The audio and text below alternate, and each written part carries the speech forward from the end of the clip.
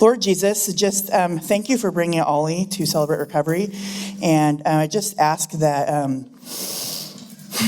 you're with him while he shares. And Lord, I just know that the Holy Spirit is working through him and he's going to give all the glory to you. So just be with him tonight as he shares some hard stuff, but ultimately how he found victory in you and through you. Amen. Amen. Yes. Thank you, Melissa. I appreciate you. Okay, I'm going to give this a shot in just my hands. I'll probably not. Okay. I'm good at worship, but this part has got me weird. So let's get through this together, guys. Okay, this is my testimony. My name is Oliver Arlo Yardley III. I'm named after my father and his father before him. I was born in Salem, Oregon in 1989. Before I start, I want to paint a picture of the environment I was born into. My mother and father met each other because my father was in a gang along with all of my uncles. When you hear the word gang, you could think Bloods, Crips, or like Mafia. This is not the case. The gang they were in was not organized, and in fact, their only goal in life was to hurt as many people as possible and to stay high. My family has trauma, anger, and pain on both sides of my family tree. My parents split up when I was only months old, which honestly is a blessing from God. My mother was young and still heavily addicted to the party life, so naturally she found herself in and out of rehab. I recall staying in the mommy and me rooms that they have at Nara with my mom when I was really young. I also remember living with my grandma for a while. She was a tough old Native American woman who overcame a lot to be where she was at. She also was a very devout Catholic. She attended Mass every weekend and was always praying. She did not play games, but she was loving. My grandpa was home all the time because he hurt himself at work. He was not a nice man, especially to his children. He was a little softer on the grandkids, though, except at times he would legit lock us in closets and often traumatize me in the middle of the night with a chicken mask. And to this day, if I see a chicken mask, it's on site. As my mom began to get back on her feet, I was now back with her. She began working, and I needed somewhere to be babysat. My mom took me to a trusted friend's house, and I would stay there until my mom would get off work. During this time, I was sexually abused by the babysitter's teenage son. I was only 4 years old. I did not tell my mom because at 4 years old, I had no idea what I was just exposed to. I wish I could say that this would be the last time I was sexually abused, but sadly I cannot. I used to visit, here we go. All right. Yeah. When I was still 4 years old, I would stay at my dad's mom's house frequently. It was here I began to be sexually abused by a family member from the ages of 4 to 11. Again, not knowing what was going on, I didn't tell my mother. The family member was also really good at manipulation, so that didn't help. My father was a violent man and addicted to meth. He was always punching first and asking later. Well, that behavior caught up with him. When I was 4, my dad went to prison. He was sentenced to 11 years, 6 months. This would be the start to my lifelong journey to find acceptance in a father figure. When I was 5, my mom decided to relocate with me and my little sister to Lincoln City. Our tribe had just opened a new casino, and my mom and a few of her brothers saw it as a new start. My mom found a decent man. His name was Chris. They started dating. Eventually, this man would become my first stepdad. He was a good dude. He taught me how to read and do math really well. It's honestly because of this man I was able to do well in school. In school, though, it didn't take them long to label me a bad kid. So I ran with it. I adopted the bad kid label and went hard. I was grounded for literally 2 years consecutive as a kid. I was constantly suspended or in trouble for fighting or doing really dumb stuff. I was not a happy kid. In the 5th grade, they send students home with a sexual education packet and ask the parents to go through it with their child. At the end of this packet, it asked parents to ask the child if they've ever been touched inappropriately. It was then I got to tell my mom of all the sexual abuse that had taken place. My mom made the call, and things were brought to the light, and the situation was somewhat rectified. I was enrolled in counseling, and I would be involved with that for the next many years of my life, but I wasn't open to it, so it was a battle. My dad was released from prison when I was 14. He ended up only doing 9.5 years. It was a good feeling, but my father was heavily institutionalized. Any sign of disrespect was like I was challenging him as a man instead of as my father. I visited him often in prison, and we wrote back and forth, but to see him in person was awesome. My grandma and dad surprised me one day after school. She came to get me to stay over the weekend, and she had my dad hide in the back seat. It was cool, but it was short-lived, and I'll get to that in a minute. Throughout all this, all the stuff I just mentioned, I never really was tempted to do drugs, seeing what it did to my family. I was even straight edge for my freshman year. That's no cigs, no sex, no drugs, no alcohol. I was also super into emo, played guitar, and was a total scrode. This all changed when my grandma Donna, my mother's mother, died. She had helped raise me and shape the man who I am today. She's a huge part of my life, and she held our family together. She died of cancer in my sophomore year. This was my first experience with death and with someone I held so high. The day I put that final shovel full of dirt on my grandma's coffin, my life changed. Shortly after that, act out mode was on full send. I began skipping school and breaking into houses. I found a bunch of alcohol in one home, and for the first time, I drank on the kitchen floor of someone else's home I shouldn't have been in. We all have that one little voice in our head that helps us make decisions. Mine was broken.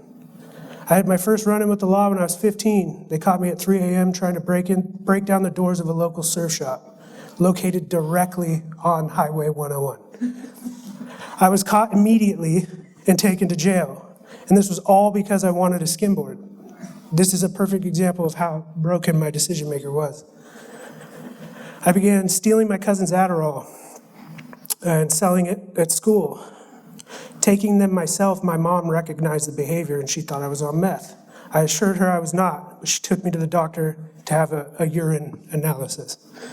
It came back positive for methamphetamine. My mom was ready to take me to meet Jesus in that moment, but I pleaded with the doctor that I hadn't taken meth. I told him what it was, and it checked out. Crisis averted. Nah, crisis just starting. My mom sent me to try things out with my dad over the summer. I waited my whole life to live with my dad. I thought it'd be epic. Well, it wasn't. My dad was super strict. Not like in a loving way either, more of like a Nazi who imposed his views and outlooks on you. My dad came from a very abusive childhood and was deadly with his hands. It often took all of his strength not to punch me in the face, all over really trivial things. My father was not equipped to be a parent, but he tried, so I'll give him that. I wrestled all throughout high school, and my dad said that I was gay for it. Funny thing is he wasn't kidding. My dad then taught me how to hone in my hands. He said that he would not have me wrestling as a gay. He's gonna teach me how to use my hands like a man. So this would begin my boot camp for a new adopted outlook on life that was given to me by my father. Anywhere, anyone, anytime. My dad and I did not see eye to eye, so we fought a lot. He had guilt for not being there, and I had resentments. My grandma lived across the hallway in the next apartment, and if it wasn't for her, me and him wouldn't have made it. After summer, I moved back in with my mom. Growing up, my mom was clean for years. She threw herself into work entirely. She provided for us for sure.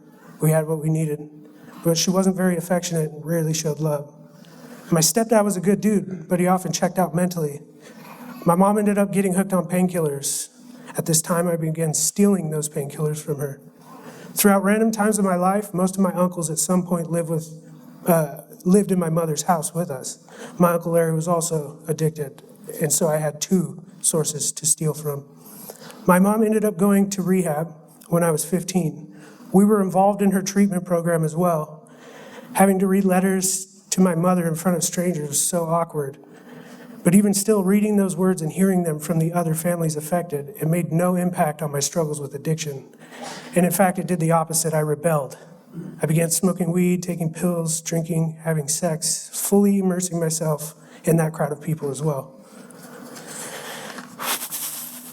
At the beginning of my senior year, my mother decided it was time for me to try my dad's out again. After being expelled twice, countless fights, multiple run-ins with the law, and all the sneaking out, she was at her wit's end. The next day I was off to Salem to live with my dad to finish out my last school year. Started off well enough while at my dad's. As long as I went to school and got good grades, things were gravy. Until we did life together for long enough.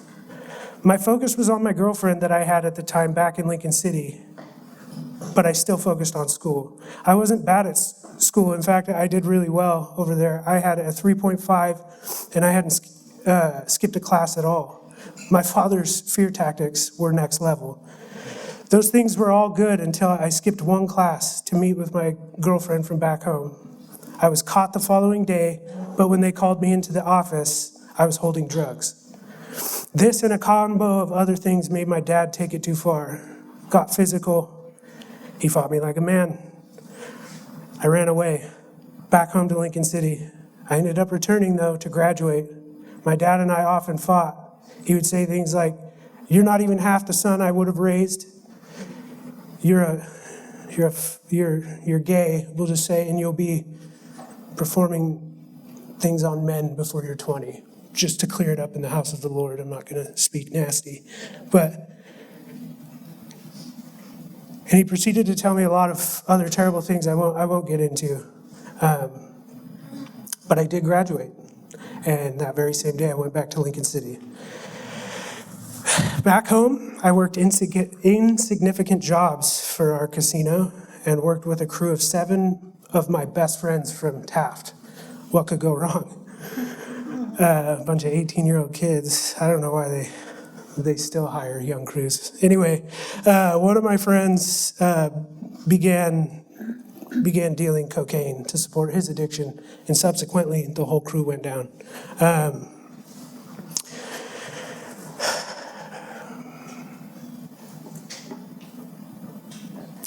I became addicted. Feeling really gross because I had become addicted to a substance that had almost destroyed some of my family members. I decided to take a step in a constructive direction and go to college for a criminal justice degree. I've had many run-ins with the law and hated the way I was treated, or hated the way family was treated. I did, however, have one police officer that was really cool when I was young. He didn't judge me, and it seemed as though he wanted what was truly best for me. I figured I could go to school and become a law enforcement officer to help and treat people with respect like he did. The girlfriend at the time and I decided to move to Salem so I could go to Chemeketa to attain my criminal justice degree. I attended one semester of school. I did all right, but here's the thing. You can't smoke blunts and take lines of cocaine while going to school to be law enforcement. I mean, you can, but even that didn't sit right with me. So I dropped out. And this is another thing, you have drugs or you have an awesome career. I chose drugs, like what? Anyway, all in the Lord's timing.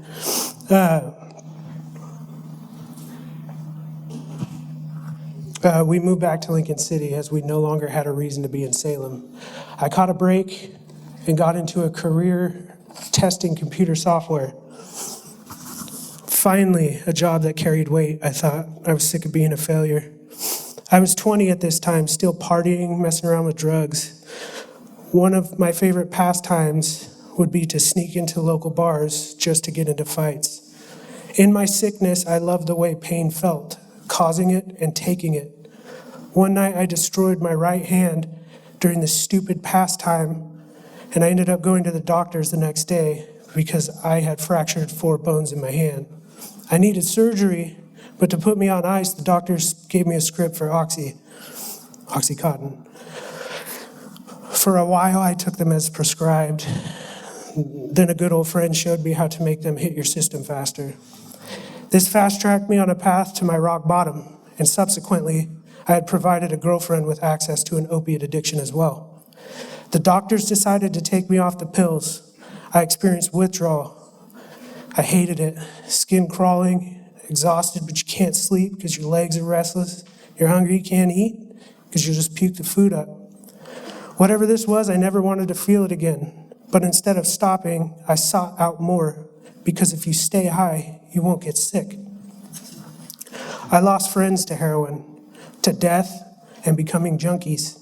I often judged them. How could you do heroin? So gross. The thing I didn't realize is that they're the same thing, pain pills and heroin. Well, when the pills became too expensive and we were getting too sick, my girlfriend brought home heroin for the first time, and we did it. All that judgment towards the friends that chose heroin, and I'm in the very same boat. The next 3 years of my life would be a slow spiral to my rock bottom.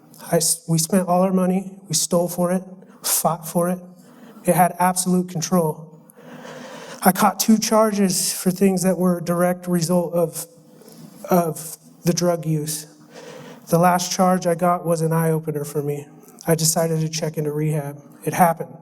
I made it 60 days in my treatment. My family and girlfriend came to visit me. My mom mentioned that she was very proud of me.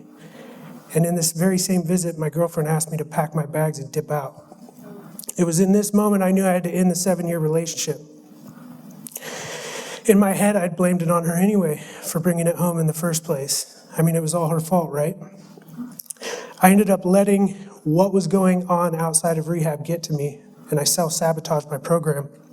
I was kicked out of treatment. Out of rehab, I moved in with a cousin to Bend. For a year, I did good.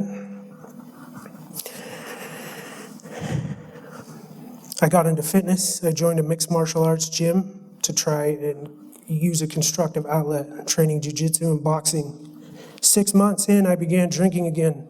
Then I began smoking weed shortly after that. I started to become more reckless with the sex and the fighting at the bars. I'd been to the hospital twice in Bend for injuries from fighting. My father taught me, anyone, anywhere, anytime. This was the driving behavior because all I ever wanted to hear is, "I'm proud of you, son." I ended up running into an old friend from Lincoln City in a bar in Bend. A few of us went back to his house for an after party, but it was not alcohol we would take. I found myself involved with heroin once again, all on my own, no one to blame. This time it was worse than the previous time, deeper into the addiction much faster. I worked at a 5-star golf resort, so money wasn't a problem.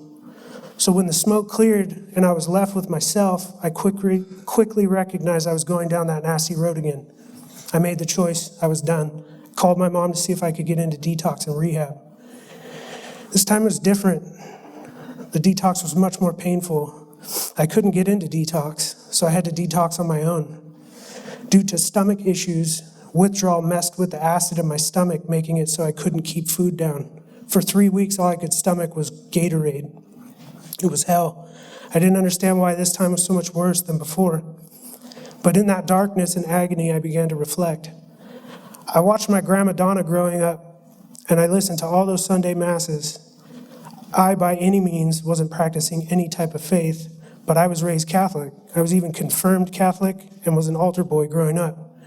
I prayed ritualistically almost every night as a kid, making sure I didn't miss anyone in the family for the Lord to bless. I knew I was far from the Lord.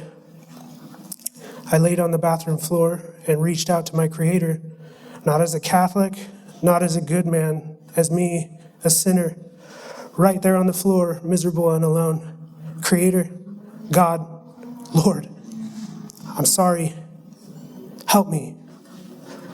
I wasn't healed instantly. I was still sick. But the Lord began lifting the veil from my vision, and I believe in that moment He restored my decision maker. Shortly after that moment, my dealer started calling. I knew I needed to get out of bed if I was going to stay strong. Behold, the fear of the Lord, that is wisdom, and to depart from evil is understanding. And that's one of my favorite verses. That's Job 28:28, and that guided my departure from that life. So this verse I would hold strong through my whole fight. I left Bend the next day, stayed with my grandma for a few months. I stayed with my grandma for a few months as I recovered from my detox. My grandma thrives off feeding her family. I hadn't been able to eat for some time, so I was all skin and bones. That drove her insane. But if anyone was going to get me fat, it was going to be my grandma. I saw a doctor for my stomach issues. It was a simple fix. I was eating again. I decided to move in with my mom and her husband Lee in Siletz. I made the choice to enroll in outpatient treatment, and I got back into fitness. This time it felt different. I felt strong. In treatment, they encourage you to find a higher power, something that gives you purpose. I had known the religion as a child, but I also knew the culture and beliefs of my tribe. I was going to church with my mom and sweating in the lodge with the boys when I could. Long story short, one of the guys that I sweat with did not like that I was praying to Jesus. Lee was the one to help me bridge the gap between the two beliefs. I admire his strong faith. As part of my outpatient treatment, I was required to attend Narcotics Anonymous. Here I began to see others struggling with the same thing I was, not struggling with the want to do drugs, but what to do next. I started doing the footwork, got a job at the fitness center, started feeding my mind and body. I got in the best shape of my life and was working a solid program. Things were starting to happen, but I was still a mess. One night at an NA meeting, this hot, loud chick with super high energy was there. Something about her energy was alluring.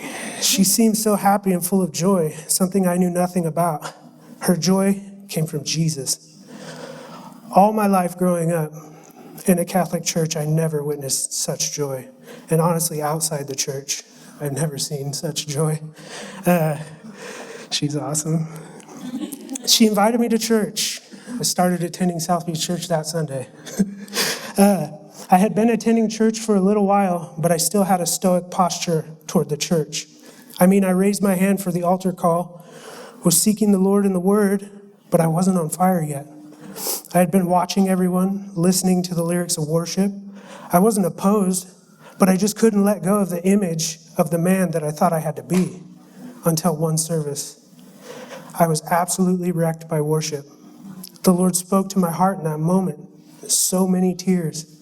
The softening of a man's heart is a crazy thing. All the seeds that had been planted were starting to sprout out. I got baptized when I was 5 as a Catholic, but I wanted to do it as a man. I got baptized that Easter. I began serving in the church where I could. Started with youth group and slides. I became on fire for the Lord. I was attending a weekly discipleship, and wait for it, that loud hot chick is now my wife. The Lord was providing things for me that I thought I never would have. The Lord began working on me, like from the ground up, rebuilding me. It wasn't flawless by any means, though. I've had many shortcomings as a saved man, but the Lord was with me in those times, dusting me off, standing me up, telling me to send it again. For a righteous man may fall 7 times, he still gets back up. Proverbs 24:16. The Lord transformed my life and redeemed it. Through the Lord, I was able to forgive the ones who stole my innocence as a child, my dad for not being there, and when he was a jerk, my mom for the resentments I had built from a child, and I was able to forgive myself. The Lord's love and understanding of exactly what I needed to heal was what I was searching for my whole life. My father and I have had a crazy relationship. I won't go into too much detail, but I almost changed my last name, to which he responded, "I won't miss you." This was how most of our interactions were. My whole life was spent searching for a father figure to find acceptance in. My earthly father wasn't capable. I heard the song in church, "Good, Good Father," and recently heard a sermon, how the Lord commands us to honor our mother and father. There's no part in that verse that says if they were good to you. With that, I began mending my relationship with my dad, and he received it. In 2017, the Lord blessed me with my buggy, my first biological child, Natalie Grace Yardley. The Lord knew I'd be too hard on a son, and he gave me a daughter to soften me up. She did just that. To experience the raw love of holding your child for the first time is enough to make the hardest of men cry. The Lord has given me so much through this little girl. Walking with the Lord is an amazing thing. I went from my lowest point in life, just another junkie, not caring about anyone but myself, blaming all of my actions on everyone else. Then I was transformed into a man of God. a good husband, a good father, a son, a friend, a worship leader, a youth leader. I was a dependable man. Praising the Lord through all of the good